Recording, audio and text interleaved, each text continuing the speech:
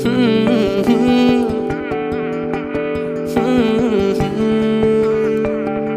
morning mayam, anova video ama putuna ay amukka laksere. Haurani puri oina.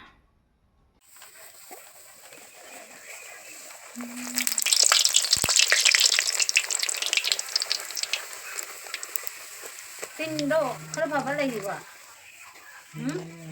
Tu, bapak saya na, tarik je. Itu cuma kena kalau lontar. Wah, sebelum itu ni numma tak sakit. Makuang lagi ta khata. Mana tidur ni? Cha sana le. Katang kanan ngau Nai kap to kai jaga na. Kairo la. Hayo. Kame.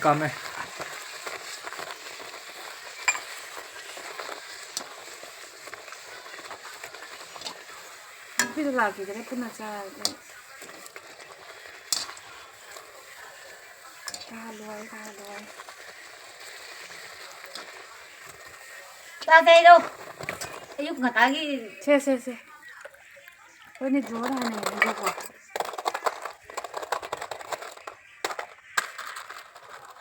Ini puman na. Kare. Mayam ayuki breakfast asida tawdunya ba puri sina doi cha tawrani doi ngarang nungdangi haijang ga layaba tuna dum charani.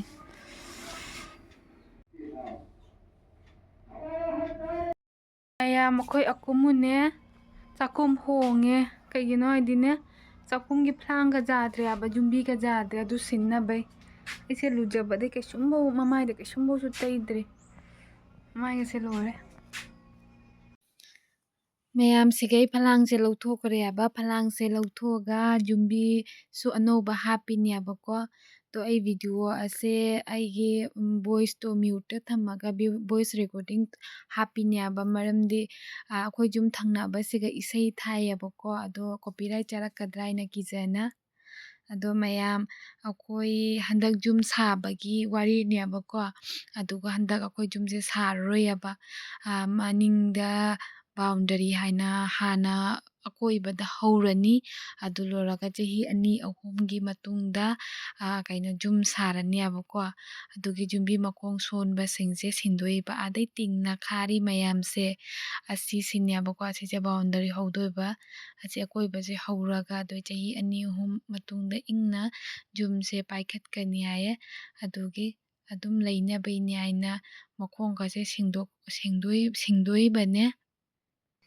Mayam sigagi puraga ada imung lamjaida oina chakhum oirani aba kharani asije sem loidri pau do mayam ai hinjang thongna bagi talabi tawrage ngasidi yerum oina thongani aba mi su thabak su bayina ado mi se ahum ne aba khoi gi mama papa oi tharaga so ahum duga ai di jerum chade aba ai di jerum chata panina aduga aigina irolaga khamendo ama tawrani abako aidi iromba se yam pame iromba tonga kanji tumain toroga khamenje thawda beson jam hapta bi khatanga hapaga tawbado adu yam pame abako ado alu sidi okada padi male dai khamen sega leire mayam dui matungda ai jerumu lawthokjarage.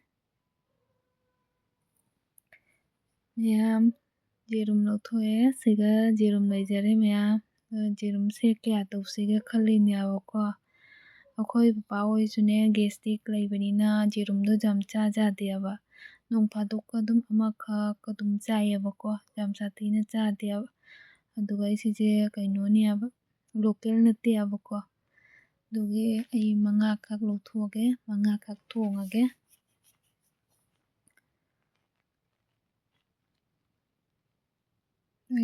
Akhoi jerum thongbada chanam tilhau hapaga thongi aba ado tilhau amuk lawrage tilhau ani ahum khau oiradi yaradra kaino tilhau ahum lawrage ado egi chanamga singga ja haptoini mayam siga leire pochai thongna baito ꯑꯗꯨꯒ ꯁꯣꯝꯗ ꯑꯩꯅ ꯄꯨꯊꯣꯛꯅ ꯂꯣꯏ ꯊꯝꯃꯦꯕ ꯈꯥꯃꯦꯟ ꯑꯁꯤꯟꯕꯤ ꯁꯤꯡ ꯆꯅꯝ ꯂꯣꯏꯅ ꯊꯝꯃꯦ ꯑꯗꯨꯒ ꯑꯀꯨꯝꯃꯨꯛ ꯆꯥ ꯄꯤꯇꯛꯅꯕꯒꯤ ꯁꯤꯒ ꯆꯥ ꯂꯣꯟꯕ ꯍꯧꯔꯦ ꯑꯀꯨꯝꯃꯨꯛ ꯁꯤꯁꯦ ꯑꯅꯤꯔꯛ ꯁꯨꯕ ꯆꯥ ꯑꯣꯏꯗꯣꯏꯅꯦꯕꯀꯣ ꯈꯔ ꯏꯪꯂꯤ ꯇꯧꯕꯅꯤꯅ ꯆꯥꯁꯦ ꯌꯥꯝ ꯊꯛꯅꯤꯡꯉꯦꯕ ꯑꯗꯣ ꯑꯩꯈꯣꯏ ꯌꯨꯝꯗꯤ ꯆꯥ ꯌꯥꯝ ꯄꯥꯝꯃꯦꯕ ꯆꯥꯛꯇꯣ ꯑꯗꯨꯛ ꯌꯥꯝ ꯊꯣꯏꯗꯦ ꯁꯤꯒꯅ ꯑꯩꯈꯣꯏ ꯄꯄꯥꯒꯤ ꯔꯖꯥꯏ ꯇꯨꯍꯜꯂꯤꯑꯕ ꯑꯩꯈꯣꯏ ꯄꯥꯅ ꯁꯤꯗ ꯐꯝꯃꯦ ꯑꯗꯨꯒ ꯃꯣꯏ ꯃꯌꯥꯝꯁꯨ ꯔꯖꯥꯏ ꯇꯨꯕ ꯃꯤꯗꯣ ꯀꯩꯅꯣ ꯇꯧꯒꯦ ꯃꯥ ꯆꯦꯡꯕꯥꯛ ꯆꯥ ꯈꯇꯪꯈꯛ ꯍꯥꯞꯄꯛꯑꯣ ꯍꯥꯏ ꯆꯦꯡꯕꯥꯛ ꯈꯇꯪ ꯆꯥꯒꯦ ꯍꯥꯏꯌꯦ ꯃꯌꯥꯝ ꯑꯩꯈꯣꯏ ꯄꯥꯁꯦ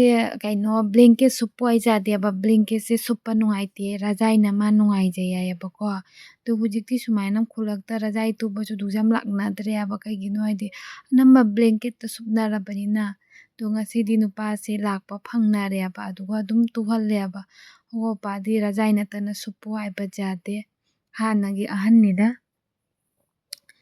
ꯑꯗꯣ ꯑꯩ ꯁꯤꯗ ꯆꯥ ꯄꯨꯊꯣꯛꯑꯦ ꯏꯁꯩ ꯊꯥꯖꯟꯅꯅꯦ ꯀꯩꯅꯣ ꯀꯣꯄꯤꯔꯥꯏꯠ ꯆꯥꯔꯅꯤ ꯍꯥꯏꯅ ꯚꯣꯏꯁ ꯄꯨꯝꯅꯃꯛ ꯃ꯭ꯌꯨꯠ ꯊꯝꯃꯒ ꯚꯣꯏꯁ ꯔꯦꯀꯣꯔꯗꯤꯡ ꯇꯧꯔꯤꯅꯦꯕ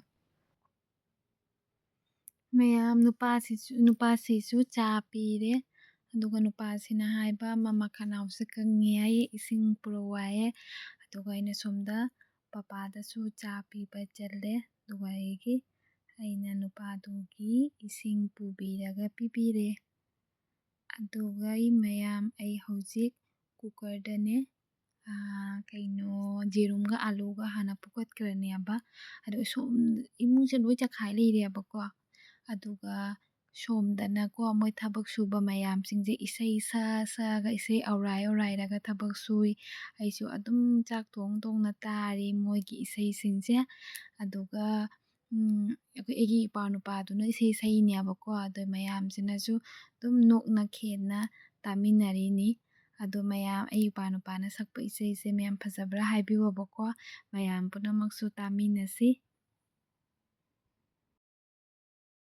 ꯑꯩ ꯅꯥꯛꯇ ꯂꯩꯔꯤꯕꯁꯦ ꯑꯩꯈꯣꯏ ꯏꯃꯥꯟꯅꯕ ꯗꯤꯄꯦꯟꯁꯤꯡ ꯃꯥ ꯉꯁꯤ ꯅꯨꯡꯉꯥꯏꯇꯕ ꯂꯥꯏꯔꯕ ꯃꯆꯥꯒꯤ ꯄꯨꯛꯅꯤꯡ ꯅꯨꯡꯉꯥꯏꯇꯕ ꯏꯁꯩ ꯑꯃꯈꯛ ꯈꯨꯗꯣꯜ ꯇꯧꯖꯒꯦ ꯃꯌꯥꯝꯒꯤ ꯃꯐꯝꯗ ꯃꯌꯥꯝ ꯐꯖꯗ꯭ꯔꯒꯁꯨ ꯏꯃꯥꯟꯅꯕꯁꯤꯒꯤ ꯈꯣꯟꯖꯦꯜꯁꯦ ꯃꯌꯥꯝ ꯑꯗꯨꯝ ꯐꯖꯩꯌꯦꯅ ꯇꯥꯕꯤꯌꯨ ꯁꯞꯄꯣꯔꯠ ꯇꯧꯕꯤꯌꯨ ꯅꯧꯅ ꯑꯩꯈꯣꯏꯁꯨ ꯐꯥꯎꯒꯠꯆꯔꯤꯕ ꯀꯥꯂꯤꯅꯣꯒꯣꯔ ꯈꯨꯡꯒꯪꯗꯒꯤꯅꯤ ꯃꯌꯥꯝ ꯇꯥꯃꯤꯟꯅꯔꯁꯤ ꯑꯗꯨꯗꯤ ꯑꯦꯛꯁꯟ ꯂꯥꯏꯔꯕꯒꯤ ꯄꯪꯈꯩꯗ ꯂꯩꯔꯤꯕ ꯊꯋꯥꯏꯅ ꯀꯅꯥꯒꯤꯅꯣ ꯅꯣꯛꯅ ꯍꯤꯡꯂꯤꯕ ꯂꯥꯏꯔꯕꯒꯤ ꯄꯪꯈꯩꯗ ꯂꯩꯔꯤꯕ ꯊꯋꯥꯏꯅ ꯀꯅꯥꯒꯤꯅꯣ ꯅꯣꯛꯅ ꯍꯤꯡꯂꯤꯕ ꯂꯥꯛꯀꯅꯤ ꯅꯨꯡꯉꯥꯏꯕ ꯃꯇꯝ ꯑꯩꯈꯣꯏꯒꯤꯁꯨ ꯂꯥꯛꯀꯅꯤ ꯅꯨꯡꯉꯥꯏꯕ ꯃꯇꯝ ꯑꯩꯈꯣꯏꯒꯤꯁꯨ ꯍꯣꯠꯅꯁꯤ ꯑꯩꯈꯣꯏ ꯅꯤꯡꯍꯟꯅꯗꯅ ꯅꯨꯡꯉꯥꯏꯕꯁꯦ ꯑꯩꯈꯣꯏꯒꯤꯁꯨ ꯌꯥꯎꯔꯤ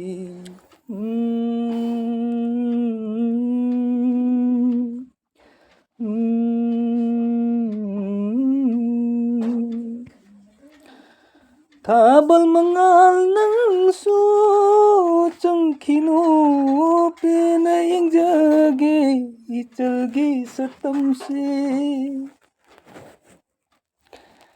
ꯇꯤꯡꯒꯅꯤ ꯄꯥꯝꯕꯣꯝꯅ ꯕꯨꯡꯅ ꯅꯪꯒꯤ ꯇꯤꯡꯒꯅꯤ ꯄꯥꯝꯕꯣꯝꯅ ꯕꯨꯡꯅ ꯅꯪꯒꯤ ꯄꯣꯊꯥꯗꯨꯅ ꯂꯩꯒꯅꯨ ꯍꯟꯒꯅꯨ ꯊꯧꯅ ꯏꯆꯜꯒꯤ ꯀꯔꯤ ꯋꯥꯠꯂꯤ ꯍꯥꯏꯌꯨ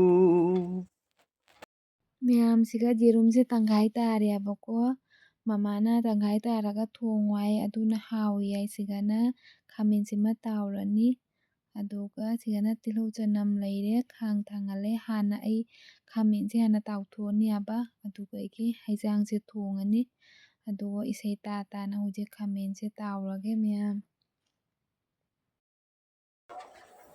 ꯇꯥꯃꯤꯟꯅꯔꯁꯤ ꯑꯣꯏꯗꯕꯅ ꯅꯪꯒꯤ ꯃꯆꯠꯅꯤ ꯑꯔꯥꯟꯕꯗꯨꯅ ꯑꯩꯒꯤ ꯁꯔꯨꯛꯅꯤ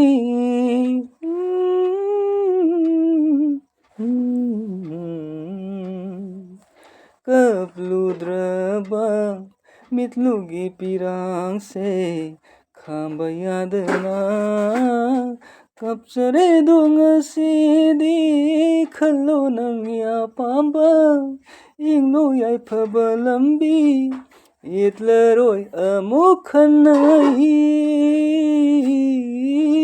ꯅꯨꯡꯁꯤ ꯃꯔꯤ ꯊꯗꯠꯂꯣ ꯇꯩꯁꯤꯟꯕꯁꯨ ꯌꯥꯔꯕ ꯏꯔꯣꯜꯅꯨꯡꯗ ꯐꯨꯝꯖꯤꯜꯂꯝꯃꯨ ꯆꯠꯂꯣ ꯅꯪꯒꯤ ꯑꯄꯥꯝꯕ ꯃꯥꯏꯀꯩꯗ ꯑꯩꯕꯨ ꯑꯃꯨꯛ ꯅꯤꯡꯁꯤꯡꯕꯤꯔꯅꯨ. ꯌꯥꯝ ꯅꯨꯡꯉꯥꯏꯈ꯭ꯔꯦ. ꯂꯥꯟꯕ ꯂꯩꯇꯦ ꯁꯥꯎꯕ ꯉꯝꯗꯦ ꯃꯥꯟꯅꯔꯣꯏ ꯈꯟꯅꯩꯗꯣ ꯋꯥꯅ ꯈꯥꯡꯂꯤ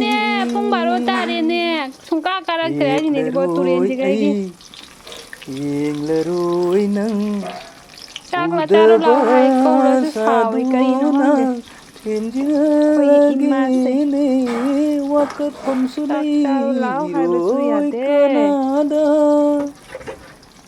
ꯑꯩꯈꯣꯏꯒꯤ ꯃꯅꯤꯄꯨꯔꯗ ꯂꯩꯈꯤꯗ꯭ꯔꯦ ꯍꯧꯖꯤꯛꯇꯤ ꯑꯩꯈꯣꯏ ꯑꯣꯖꯥ ꯁꯨꯔꯦꯟ ꯍꯥꯏꯕ ꯃꯥꯒꯤ ꯏꯁꯩ ꯃꯇꯦꯛ ꯑꯃ ꯂꯩꯀꯣ ꯃꯗꯨꯗꯣ ꯃꯌꯥꯝ ꯇꯥꯃꯤꯟꯅꯁꯤ. ꯑꯗꯨ ꯌꯥꯝꯅ ꯍꯩꯅ ꯈꯣꯟꯅ ꯁꯛꯆꯕ ꯅꯠꯆꯗꯦ ꯍꯩꯖꯗꯦ ꯑꯗꯨꯁꯨ ꯃꯥꯒꯤ ꯃꯇꯦꯛꯇꯣ ꯌꯥꯝꯅ ꯐꯖꯩ. ꯑꯗꯨ ꯁꯛꯀꯥꯏꯒꯦ ꯃꯌꯥꯝ ꯇꯥꯎ ꯃꯌꯥꯝ ꯇꯥꯃꯤꯟꯅꯁꯤ. ꯏꯃꯥꯟꯅꯕꯁꯤ ꯏꯁꯩꯁꯦ ꯃꯥꯏ ꯃꯃꯤꯡ ꯗꯤꯄꯦꯟ ꯁꯤꯡꯍ. ꯃꯌꯥꯝ ꯃꯥꯏ ꯋꯥ ꯇꯥꯕꯤꯅꯨ. ꯃꯁꯤ ꯀꯩꯅꯣꯅꯤ ꯒꯤꯇꯔ ꯁꯦꯠꯅꯤ ꯃꯥ. ꯏꯁꯩ ꯀꯌꯥ ꯍꯩꯇꯦ ꯈꯜꯂꯤ ꯒꯤꯇꯔ ꯑꯣꯏ. ꯈꯜꯂꯤ ꯃ꯭ꯌꯨꯖꯤꯌꯝꯅꯤ ꯑꯩ. ꯏꯁꯩ ꯍꯧꯖꯤꯛꯀꯣ ꯌꯥꯝ ꯃꯇꯦꯛ ꯈꯛꯇꯪꯅꯤ. ꯁꯛꯂꯛꯀꯅꯤ ꯑꯩ ꯁꯨꯝ ꯈꯔ ꯇꯧꯔꯛꯀꯅꯤ ꯂꯣꯏꯕꯗ. ꯅꯣꯟꯗꯣꯟ ꯊꯥꯖꯁꯨ ꯄꯥꯝꯃꯨꯗꯦ ꯊꯥꯖꯒꯤ ꯃꯥꯏꯊꯣꯡꯁꯨ ꯌꯦꯡꯅꯤꯡꯂꯨꯗꯦ ꯇꯥꯏꯕꯪꯒꯤ ꯐꯖꯕꯁꯨ ꯉꯥꯎꯔꯨꯗे ꯅꯪꯕꯨ ꯊꯃꯣꯏ ꯁꯦꯡꯅ ꯅꯨꯡꯁꯤꯔꯨꯕꯅ ꯍꯣꯡꯕ ꯅꯥꯏꯕ ꯇꯥꯏꯕꯪ ꯈꯣꯡꯆꯠꯇ ꯂꯦꯞꯄꯤꯌꯨ ꯅꯪꯅ ꯑꯩꯒꯤꯗꯃꯛ. Papaya betul nanti payahnya. Abang ni dah ni. Abang bapa tera polisi thaki ni. Ya kumpul ni. Ya ibu tu ni showa dire tu tu goru moru. Ibu hawa tu. Ayi ni kaya ni.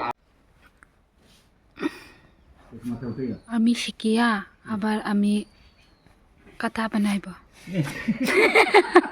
Di mana ni paling aja di kami sikia, kami kata mana itu.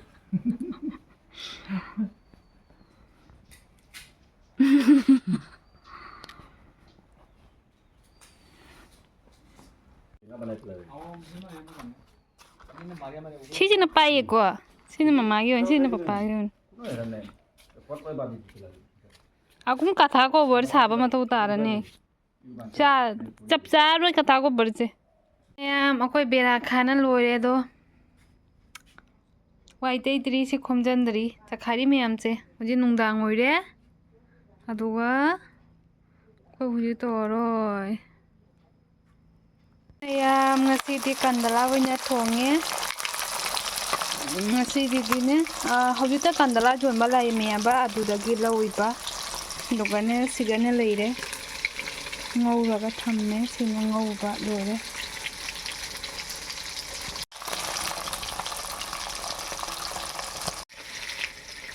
Duagi mayam sigana ne alu leire adugai sigana mula leire asiga oina dum thongjandro bani abaka